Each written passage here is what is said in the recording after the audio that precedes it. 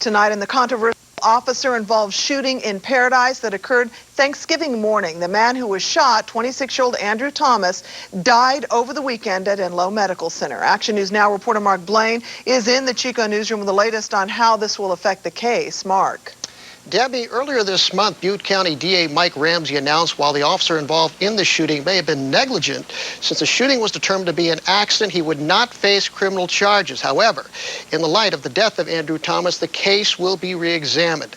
Here's a look at the dash cam video of the shooting. Paradise police officer Patrick Feaster was in pursuit of Thomas, suspected of driving under the influence of alcohol after leaving a bar in Paradise. During the chase, Thomas flipped his SUV.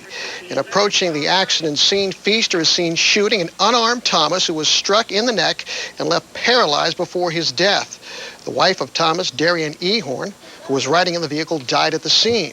District Attorney Mike Ramsey says since Thomas has died, his office is now looking at whether involuntary manslaughter charges should be brought against the officer.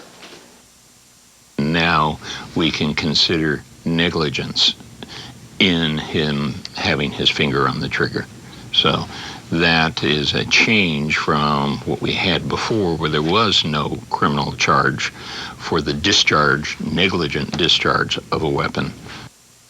Body cam video released last week shows Officer Feaster waited 11 minutes before admitting to another officer that his weapon had discharged. Ramsey says if an autopsy determines the delay in disclosing his gun went off helped contribute to the death of Thomas, it could help lead to an involuntary manslaughter charge against the officer. If Feaster is convicted of the criminal offense, he could face up to 4 years in prison. Officer Feaster is currently on paid administrative leave pending an internal